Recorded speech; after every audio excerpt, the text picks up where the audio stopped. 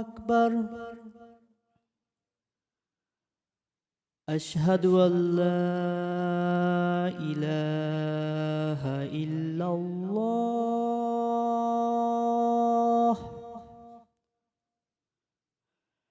أشهد أن لا إله إلا الله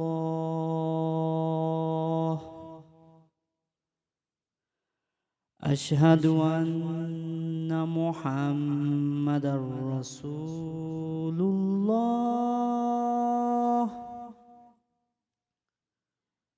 أشهد أن محمدا رسول الله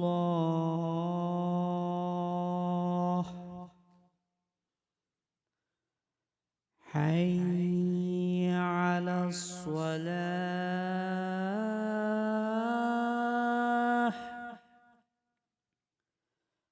حي على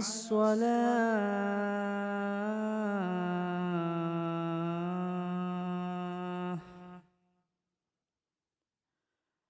حي على الفلاح حي على الفلاح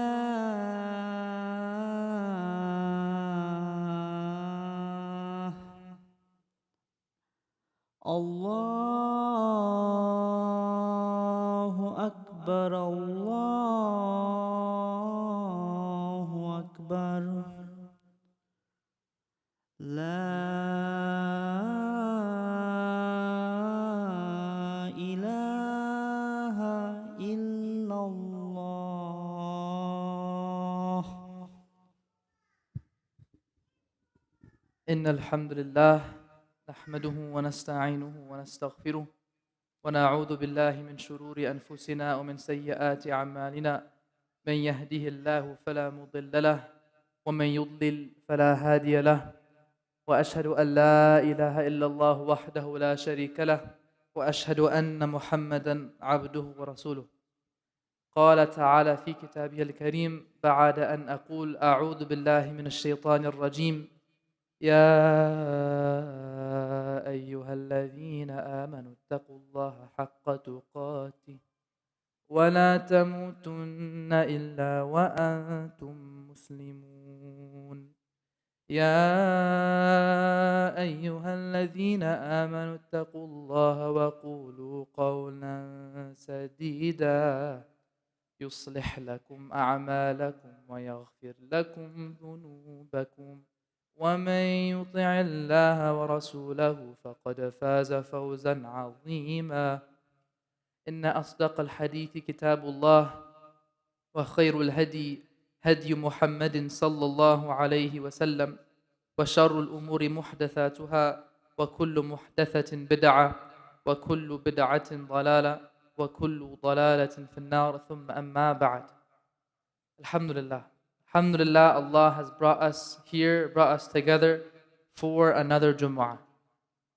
During a time where most people are heedless of Allah, and in a place in America, in Dallas, where the majority of people will not say Allah once, Allah destined for me and you to be here today, to remember Him, to be reminded by His speech, and to pray to Him all together. And for that we say, Alhamdulillah, Alhamdulillah, Alhamdulillah. In this short khutbah, because Asr is at 4:37, I wanted to talk with you about something that I just saw this morning actually, subhanAllah, that made me reflect a lot. The title for today's khutbah is A Will to Live By. A Will to Live By. You've seen what's been happening in Gaza over the past year. This Monday will be October 7th, 365 days since the escalation.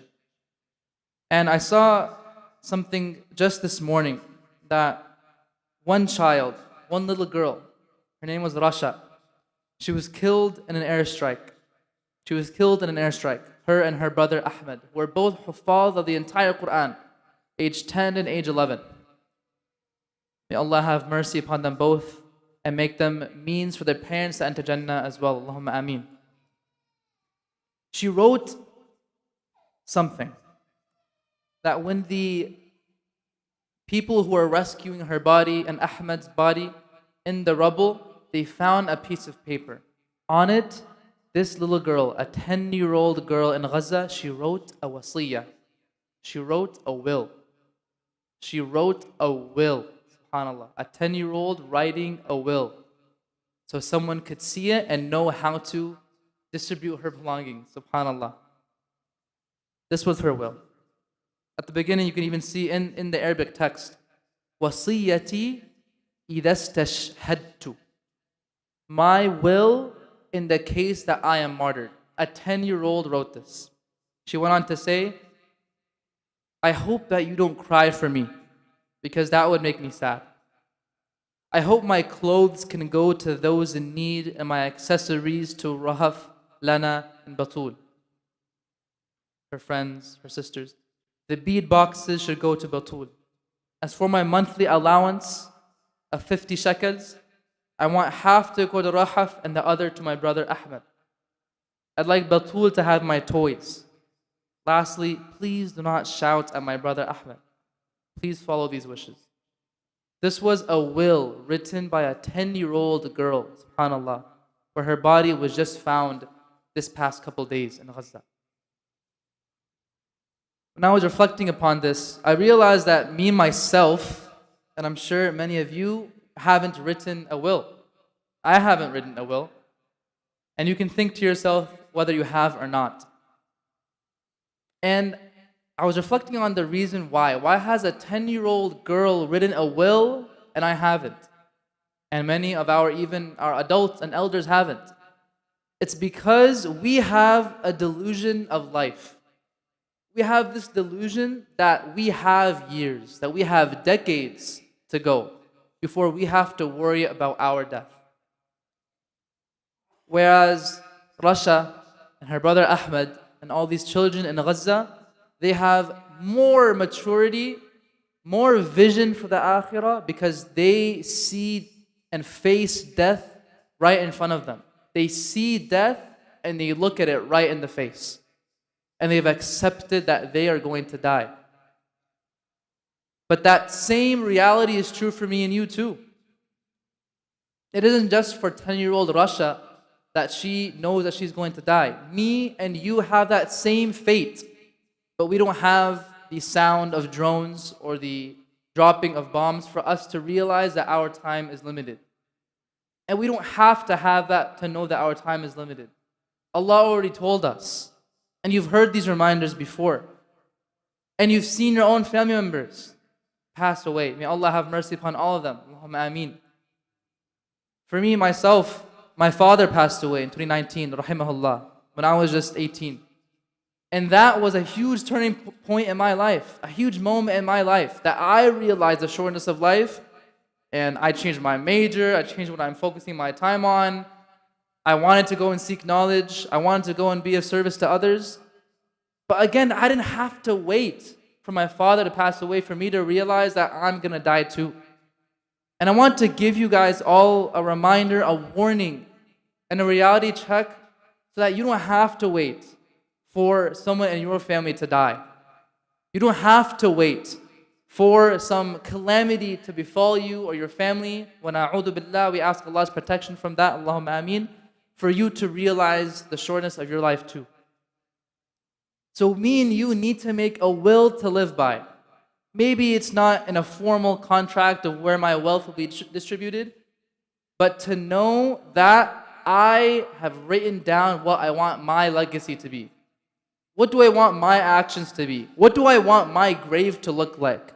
What do I want my akhirah to look like? What do I want in Jannah that will last forever? Long time, way longer than me and you will live in this dunya. We'll be in the grave longer than we're in this dunya, and we'll be in Jannah, inshallah ta'ala, longer than that.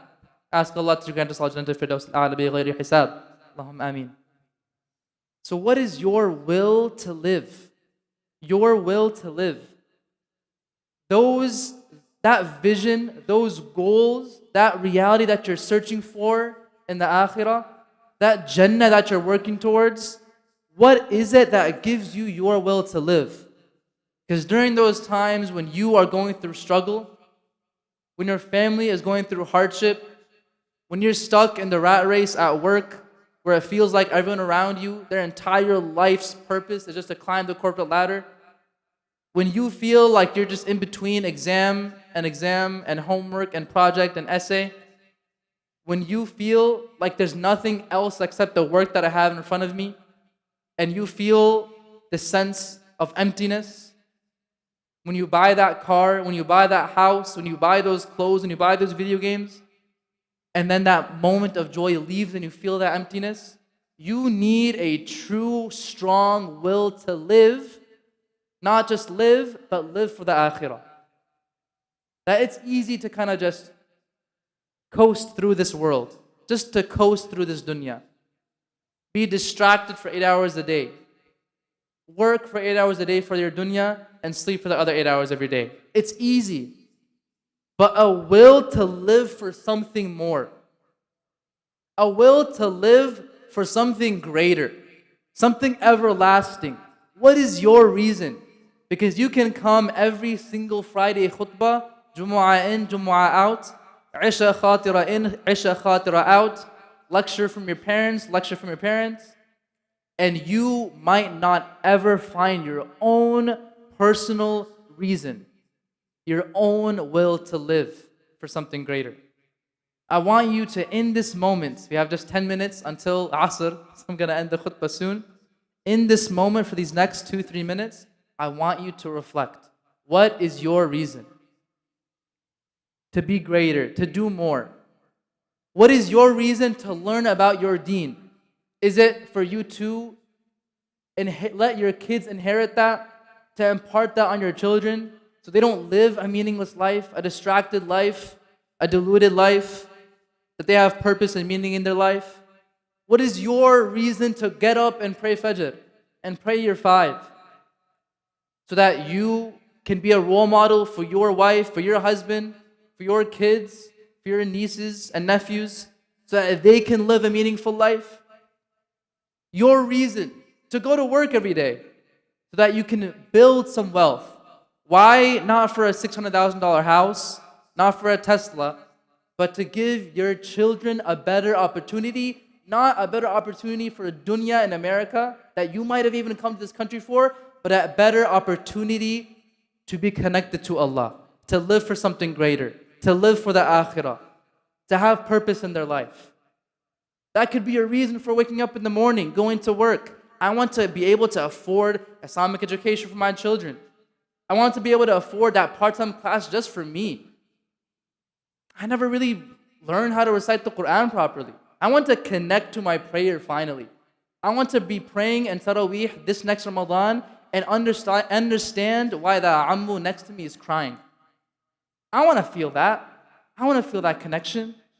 What is your personal reason? And I can't give it to you. I want you to truly reflect on that reason, your will to live. The same way that this girl, Rasha, is thinking about her death as a 10-year-old and thinks about her friend Batul and her brother Ahmed and writes this in her will. I want you to find your will to live for something greater. أقول قولي هذا واستغفر الله لي ولكم واستغفروه إنه هو الغفور الرحيم.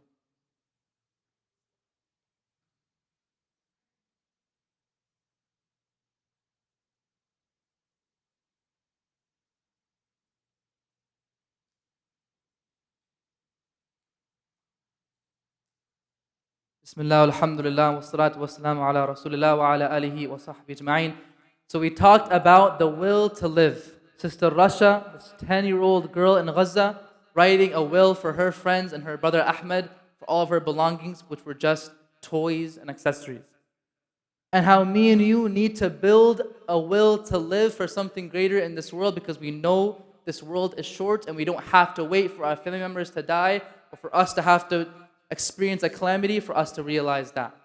And if you cannot find something, if you cannot think of something, then I'll leave you with this.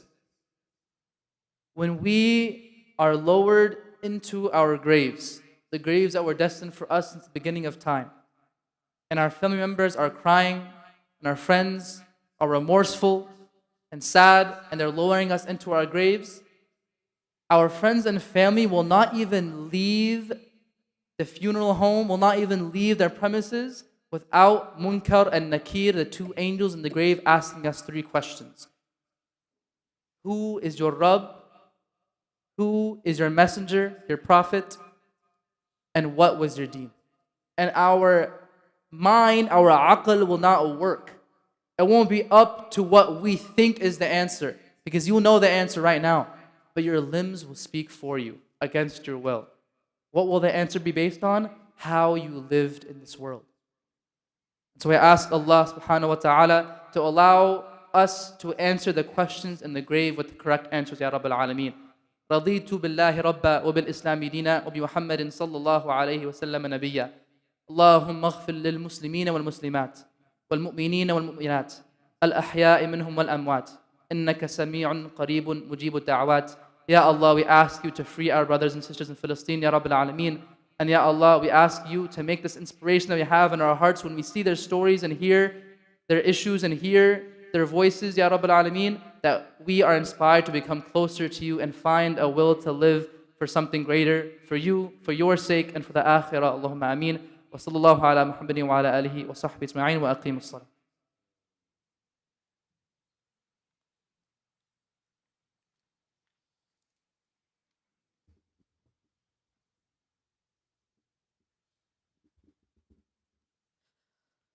الله أكبر الله أكبر الله أكبر الله أكبر أشهد أن لا إله إلا الله أشهد أن محمدا رسول الله حي على الصلاة حي على الفلاح قد قامت الصلاة قد قامت الصلاة الله أكبر الله أكبر لا إله إلا الله.